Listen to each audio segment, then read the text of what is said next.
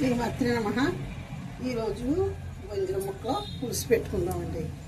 ఇదిగోండి గిన్నె పెట్టుకున్నాను, ఆయిల్ వేసుకుంటున్నాను. ఆయిల్ కాగితే ఆయిల్ వేసి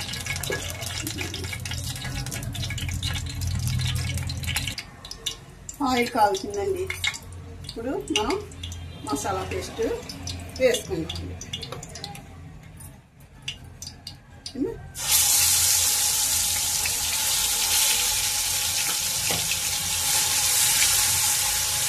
కార్తీక మాసం వేయిన తర్వాత ఈరోజే పెట్టుకుంటున్నామండి.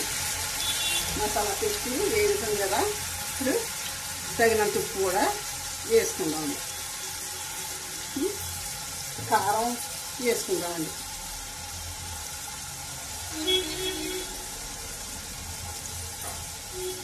కారం కొంచెం ఎక్కువ వేసుకోవాలండి చేపల పులుసు.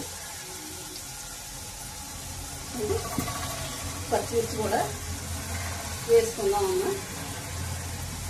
పచ్చిమిర్చి కూడా కట్ చేస్తాను, కట్ చేసి వేసుకుందాము. ఇదిగోండి పచ్చిమిర్చి కూడా కట్ చేసి వేసుకున్నాను. కొంచెం పసుపు కూడా వేసుకుందాము. 1/2 స్పూన్ పసుపు వేస్తున్నాను. ఇదంతా ఒకసారి మిక్స్ అయ్యేలా కలుపుకుంటే, కలిసింది కదా, బాగా కలిసిలాగా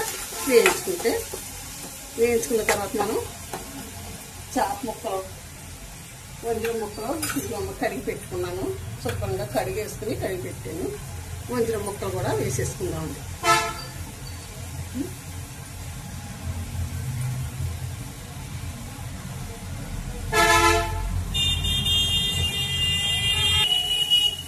వంజరం ముక్కలు కూడా వేగుతున్నాయి.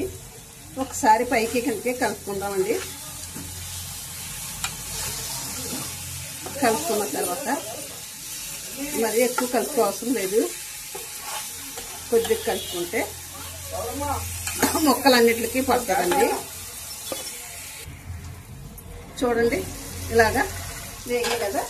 మనం కొంచెం వాటర్ వేసుకుంటే, కొద్దిగా వాటర్ వేసుకుంటే బాగానే ముక్కలకి ఉప్పు కారం కూడా పడుతుందండి.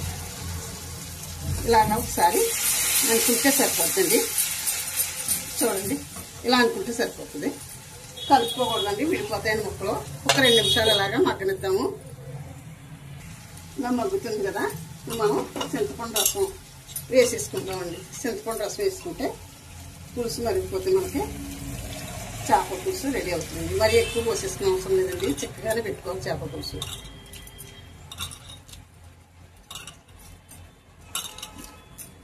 వేసేసి చింతపండు రసం వేసానండి చేపల పులుసులోని.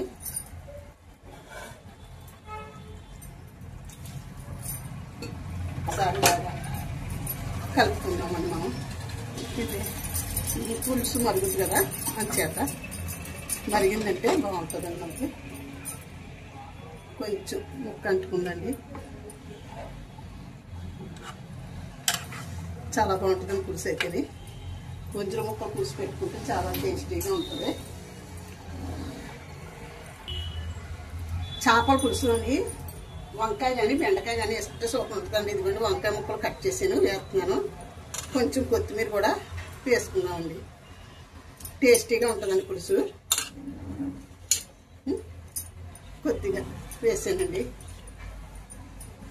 మనం కొంచెం ఉప్పు తక్కువగా ఉందండి, కొంచెం ఉప్పు వేస్తాను.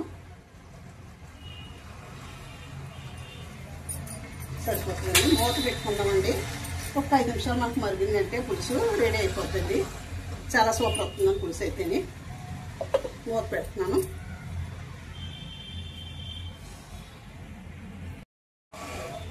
చూడండి పులుసు ఎలాగుందో చూద్దాం ఒకసారి. మూత తీసుకున్నాం. అబ్బా చాలా బాగా రెడీ అయిపోయిందండి పులుసు అయితేనే. పులుసు సూపర్ ఉందండి. చూడండి వీడియో కూడా ముగిస్తున్నానండి. పులుసు చాలా చిక్కగా ఉందండి, చిక్కగా వచ్చింది. ఇలాగే చిక్కగా రావాలండి. చూడండి కట్టేస్తున్నానండి. చేపల పులుసు చాలా బాగా వచ్చిందని రావడం అయితేని కట్టేసాను. వీడియో ముగిస్తున్నాను. శ్రీమాత్రే నమః, శ్రీమాత్రే నమః, శ్రీమాత్రే నమః. ముక్కలు కూడా బాగా వచ్చేయండి, కొంచెం ముక్కలు బాగా ఉడికాయి. చూడండి ఉంటానండి.